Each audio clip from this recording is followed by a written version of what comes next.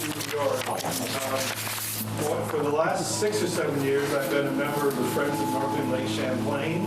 And as my dairy career wound down, this was a great way for me to transition and be able to give back more to the community.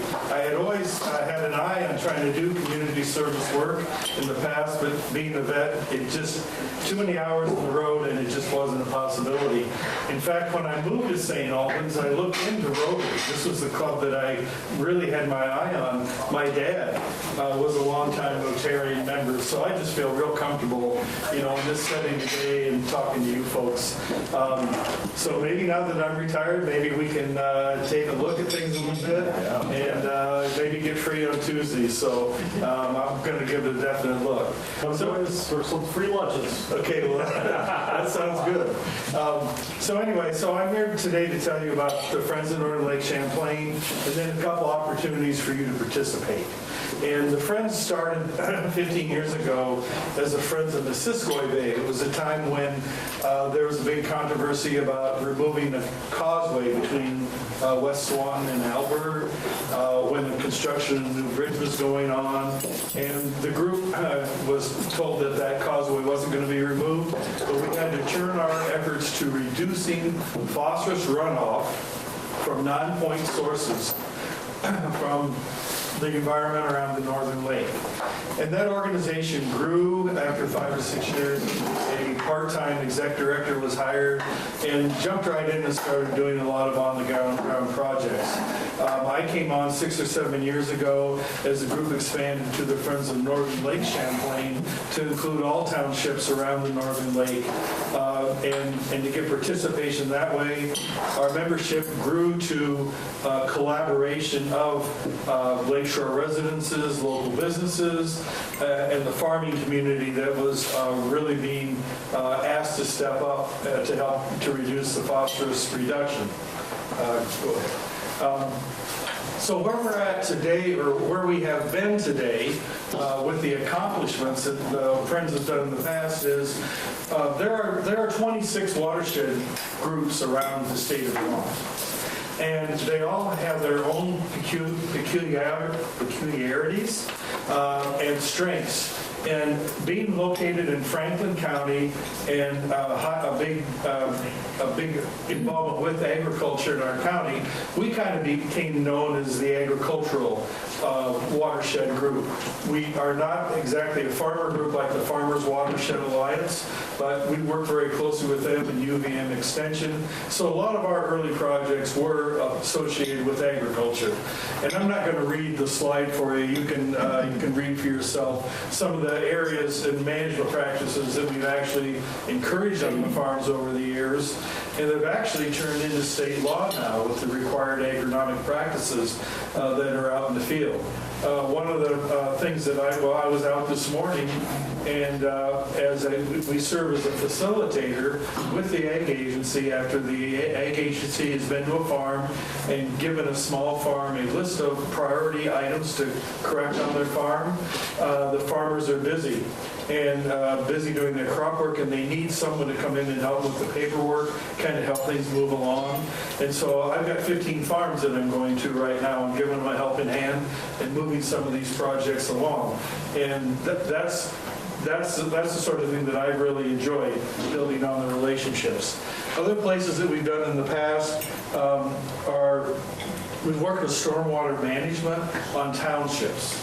And there are 13 townships in this county that, between the Friends and Stone Environmental, we wrote a storm water mapping project for each town, listing anywhere from 30 to 80 projects that a town could dive into and start working on. You know, I live in the town of Georgia, and our plan came available in 2012, and I think it was just after Carrie left that we didn't get to work together on it. But in that town, we've knocked out half the projects in our town, and in other towns, Highgate and St. Albans town is, they're stepping forward and really doing a great job now. So, you know, we were very proud to be part of that effort. So our priorities have been flexible. We change with the times what needs to be done. In the beginning, we thought of ourselves as ones to make project demonstrations for landowners and farmers to use on their properties. And then 3 or 4 years ago, it became very apparent that things were not moving, that there were a lot of problems in Lake Champlain. It wasn't getting the attention it needed, that there was a definite need to develop political will in the administration and the legislators. And whereas we had always had long-term relationships with agency folks that stay in position and actually implement the projects, we decided it was time to step forward and start working with our legislative and administrative leaders. And the culmination of that work, and I've got to cite Lee Smith, who was our exec director at that time, and we would go to Montpelier and we were working the halls and in an educational manner. We're a nonprofit organization and we are allowed to provide education, and so we gave several seminars in the State House. In fact, in one day they actually reserved the well of the legislature for a 2-hour presentation, and that was with Emerson Lynn's backing, very strong backing, and help with the planning of that. So we had a very strong hand in the development of Act 64 moving ahead. So now we're to the point where we're back. We are back to working on projects. We've got 8 projects with DEC. We're working very closely with Northwest Regional Planning on getting to municipalities. We've just we just started funding with Highgate School System. We're very looking forward to that relationship. We've got a restoration area going into a impaired Deerbrook Gully that I know Carrie knows about, because that was originated probably before you were even town administrator in the town of Georgia. And I mean, that's the kind of perseverance it takes to get these jobs done. And then I've got, like I said, I've got a strong interest and background in dairy and in the ag industry, and so that's where our interests are right now. So we would, in the back on your way out, I did leave membership brochures if you are interested, if you want to read a little bit more. And then there's our website. You can go on and take a look at that and see what we're doing now. Okay. So I've got 2 asks that I'm here today. One of our long-term board of director members, Bill Magnus, introduced me to Karen Rocheleau and Rotary Interact. And we were so pleased to have volunteers and youthful volunteers to come forward and work with some of our on-the-ground projects. This has always been a real challenge to us, is we know the projects are there, but how are we going to get them done? Because like our board of directors, I'm like one of the young guys. And so to get out and work in streams and do tree plantings and that sort of thing has not, we're really looking for the youth. And I just can't thank Rotary enough for supporting this group and making them available. So this will be the 2nd year that we've done a stream bank cleanup. Last year, the only people we got involved were our AmeriCorps volunteer and another one. And that's all that showed up that morning. And this year, we're looking for a good turnout from the Rotary Interact students. We thought we had found one really bad site. Dave and I went down into it, and we just couldn't get down in there to do anything. I think what our ask is if we could have 3 or 4 Rotary members as chaperones and break up into small groups. I think we're going to find 4 or 5 areas that need picking up. That will be small areas. We couldn't find one big giant area that we were going to have 15 people drop in on. So I think, like Karen said, we're still deciding on the exact meeting spot. But if you will tell us if you're interested, if you've got time, Saturday morning from 10 till 12, and what your responsibility would be just to oversee 3 or 4 students. And somebody mentioned bringing your wellies. And yeah, if you had been here 6 weeks ago, you'd probably need your hip waders in some of the places we're going to. But yes, your feet are going to get wet working in that area.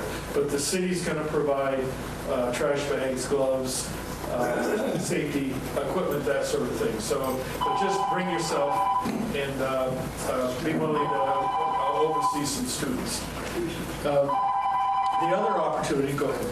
The other opportunity, and this is one that is still being developed, is we found a site up in Enosburg, and we'd like to do a tree planting along a stream bank that's eroding into the Tyler Branch. And it'll be a little dry. We haven't really talked about exactly how we would get people up there yet. This will take place the end of October, early November, to do a tree planting. If anybody's looking for a good trout fishing spot, that might be a good inducement to come out. You might be interested, and we'll show you our way around the Tyler Branch.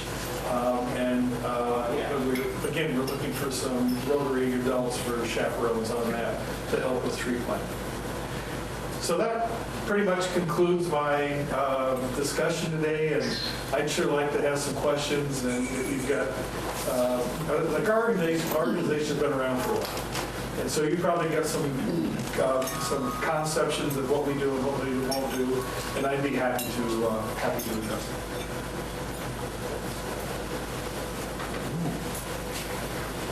Is there a equivalent organization for the southern part of the lake? There are actually 26 organizations around the lake that are doing various things. Like we work very closely with Friends of Winooski, which is they're more of the road building experts, working up in the mountains up around the ski areas and that. And so if we have questions about road building, better road practices, then I call Ann, and if they get questions about plumbing and that sort of thing, we get a call. So yeah, the groups don't all agree, and that was one of the big challenges to passing Act 64, was to get us all in the room and agree on 2 or 3 principles to actually get it through. There are some very rabid, really strict environmentalists that don't think we've gone far enough or spending there enough.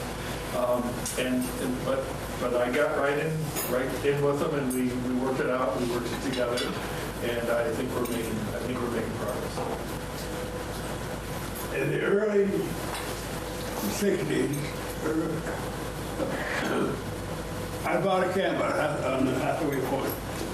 And at that time, some organization had some shacks along all the streams that flowed into the bay there. And the people were testing the water, and a great deal was being done. I wonder what happened to all that. Do you have any idea? I don't know about that organization, but I know Gould Sussman very well. And I really respected the work that he did with the St. Albans Watershed Association, and I know that they're really revving up, and they're putting in a great effort. The group I represent actually originated in the Siskoy Bay up in Swanton, with the Pixie Hill was the original organizer of our group. But yeah, we've been at this a while. We've been at this a long time. Whatever. It used to be a big thing, green stuff on top. And there were weeds everywhere. We got machines there, harvesting the weeds. And then a lot of that cooled off for some reason. I was wondering what happened. Well, there's still active weed harvesting going on by the St. Albans group. In fact, they've actually got a state grant and expanded to 2 machines. And talking to Steve Cushing, this summer was one of their best summers. They were really able to keep ahead of things, and they actually were working in other parts of the bay that they could have time to assist this time.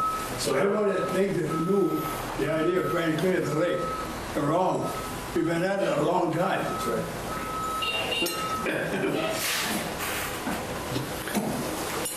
Ken, I'll speak a little bit to the Highgate project. The parking lot is in a great deal of disrepair as far as potholes. It doesn't shed water out, it sheds water into we call it the Highgate Pond in the spring, where cars also park. And our interest, we floated a $300,000 bond last spring that the voters didn't support. And the design was, I'll call it a traditional design, that offloaded stormwater across people's property, eventually into a frog pond, and eventually into Siskoy.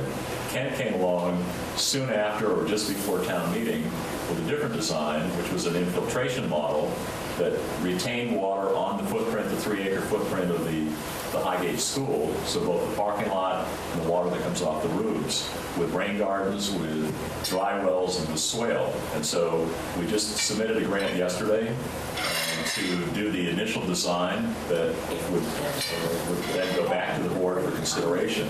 And we're looking to do the same thing with the Missisquoi Valley Union High School, which is a much bigger footprint because they've got some parking lot problems as well. So really a partnership. The grant doesn't cover paving, but I think the grant covers the excavation and the installation of these infiltration systems that, again, retain water on site. And that's what we're interested in doing. I will also say that the town of St. Albans does work closely with them, and I don't think any of us realize how much the towns are now having to do for stormwater. And what Friends of Northern Lake Champlain did for us was ahead of the curve, before we were regulated to do so, get us that list of, I can't remember, it was more than a couple dozen projects. So, for instance, last year when we were going to repave all of McQuam Shore, it's 5 miles of road, there was a plan in place on how we were supposed to replace our culverts, because you can't just replace a culvert and keep running the water straight into the lake. And so we had engineered plans that were compliant with now the state regulations, and we just replaced them ourselves. We didn't have to hire anyone to do it. We didn't have to hire a consultant, and yet we helped improve water quality all at the same time. So they helped us in advance, are helping save tax dollars, but also just some of the nightmare of going through all the regulations after it's regulated helped save us time too. So we really appreciate that. Ken, are there any percentages out there of where the major culprits are? I mean, like, what's the most? And you see the EPA did a study. The state had a TMDL level. They had it all worked out, how much phosphorus runoff needed to be prevented for various parts of the state. Conservation Law Foundation came along and sued the state and said they're not taking into account climate change. This has all got to be redone. So it was. So EPA redid it, and they came up with models. And it was published pretty heavily 3 years ago. And so they kind of take it watershed by watershed. If you take like an area that we work in a lot is the Missisquoi Basin, and in that area, like over 40% of the sediment that's coming into the river and winds up in the delta is coming from stream bank erosion. And then another 42% is coming from runoff from farmland. And then it's broken down, for forestry, for municipal land use, and back roads. Dirt roads accounts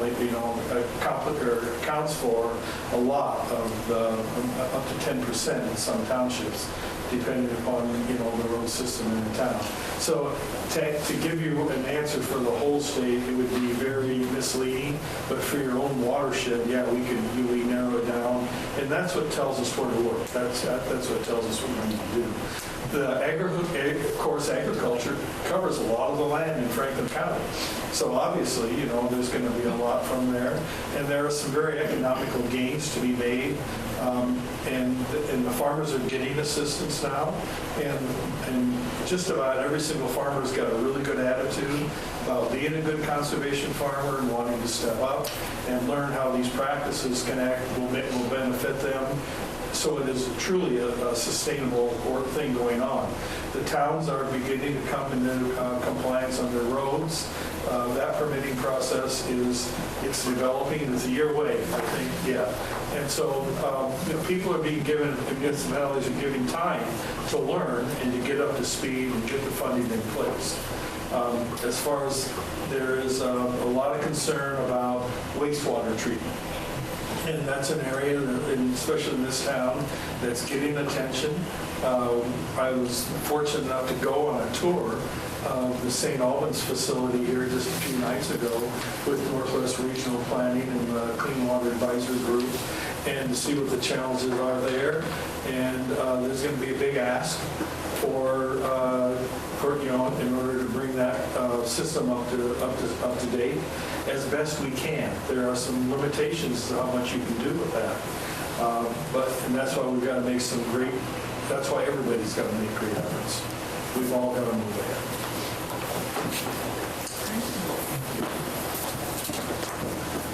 Kent, on behalf of the St. Albans Rotary, we do want to thank you for coming down and presenting to us. I'm sure your ask for the next couple of things will be fulfilled by the members here, so we appreciate it. Thank you. Thanks.